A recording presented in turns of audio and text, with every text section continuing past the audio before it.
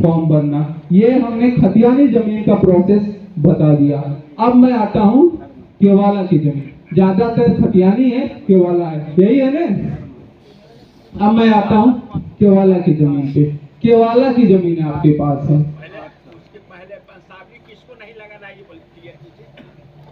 मैंने क्लियर कर दिया है। आप चाचा अभी मैं आपसे क्वेश्चन ले लूंगा। अभी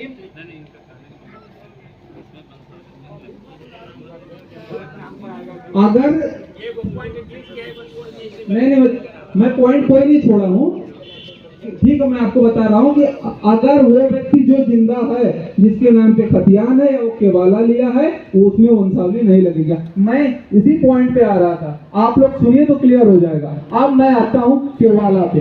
केवाला अगर मेरे पिताजी खरीदे हैं, वो जिंदा हैं, तो उन्हीं के नाम पे खाता खुलेगा।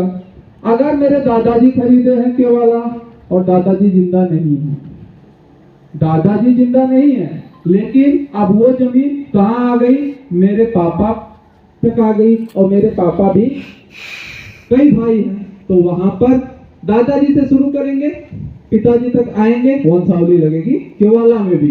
ऐसा नहीं कि केवाला में वंशावली नहीं लगेगी, वंशावली वही नहीं लगेगी, वो व्यक्ति अगर जिंदा है जिसके नाम पे खतियान है या केवाला है, वहीं पे वंशावली नहीं लगेगी, नहीं तो वंशावली लगेगी।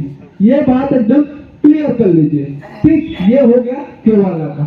बहुत सारे लोग हैं केवाला करा लिए, जिंदा है, ठीक है, उनके नाम पे खाता खुलेगा। अगर ये कोई बोलता है कि मेरे पापा की उम्र 60 साल हो गई है, अब खाता मेरे नाम पे खोल दीजिए, भाई पापा की उम्र 60 साल हो गई हो, 70 साल हो गई हो, जिंदा है तो खाता उन्हीं के नाम पे खुलेगा। बहुत ज्यादा प्रेशराइज करोगे तो उसका एक ऑप्शन है कि उसका सिंपल सा, वो उसको 5, मान लीजिए वो 4 भाई, पापा के 4 बच्चे, और तो फिर वो जो टोटल का हिस्सा होगा 5 होगा, मतलब एक हिस्सा माता पिताजी का भी लगेगा, और वो भी कोर्ट से कराना पड़ेगा। ऐसा नहीं है कि वो हमारे यहाँ से होगा। ये चीज एकदम क्लियर है। मैंने सब बात एकदम एक एक करके क्लियर करते हुए मैं चल रहा हूँ, आप लोग सिर्फ ध्यान से सुनिएगा, ठीक।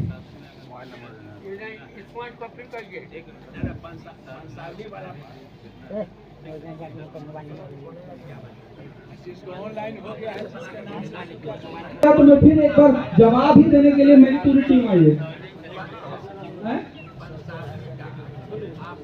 ठीक। चलिए, मैं 3 प्रोसेस है वंशावली का। वंशावली आप कोर्ट से बनवाइए, ब्लॉक से बनवाइए, सचिव के लेवल से बनवाइए, या खुद भी आप बनाइए, ठीक। खुद भी आप बनाएंगे तो उसको वेरीफाई तो कहीं न कहीं से करवाएंगे ना, तो वो प्रोसेस सबको पता है, ठीक। अब ये मैं सब पे आऊंगा, लेकिन आप लोग ध्यान से सुनिए। मुझे पता है क्या क्या बोला, अभी क्वेश्चन नहीं लूंगा, अभी मैं क्वेश्चन नहीं लूंगा। आप लोग सुनिए पहले बात। हो सकता है जो मैं आगे बोलने जा रहा हूँ आपका सवाल उसी में क्लियर हो जाएगा, हो सकता है, 100% है, क्योंकि हम लोग यही बोल रहे हैं, हमको पता है कि क्या क्या क्वेश्चन सामने से आ रहा है। तो खतियानी जमीन अब केवाला का क्लियर हो गया, इसलिए आप लोग जब बोलने लगते हैं फिर आदमी भूल जाता है कि कहाँ पर बोल रहे थे।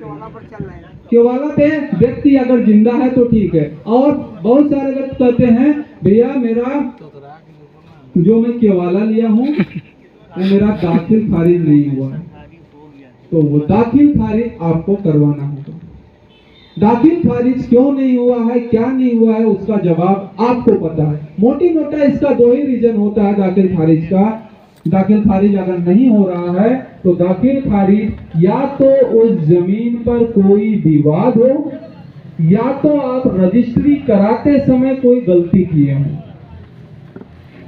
यही 2 मोटी मोटा रीजन होता है दाखिल खारिज नहीं हो रहा, उसका सुधार करवाने का काम आपका। और एक चीज मैं खतियानी जमीन में बताना भूल गया, करंट की रसीद लगेगी। कुछ लोग आएंगे कहेंगे सर मेरी पुरानी रसीद 2018 की है, इसके नाम पे खाता खोल दीजिए। भाई आप 2018 की रसीद दे रहे हो, मान लिया उस समय आपके पास 10 कट्ठा जमीन थी, आप 2020 में 5 कट्ठा बेच दिए, इसके बाद आप कह रहे हो कि सर मेरा 2018 के नाम पे 10 कट्ठा पे खाता खोल दीजिए। हम कैसे खोल देंगे? इसलिए करंट की रसीद ले आओगे तो हमको पता रहेगा कि कितनी जमीन है, उसमें कितनी जमीन है, कितना रकबा है। क्लियर हो रहा है ना बातें? इसके बाद रसीद लगेगी, ये तो क्लियर हो। करंट की रसीद हर जगह लगेगी, चाहे वो केवाला भी लिए हो उसमें भी लगेगी।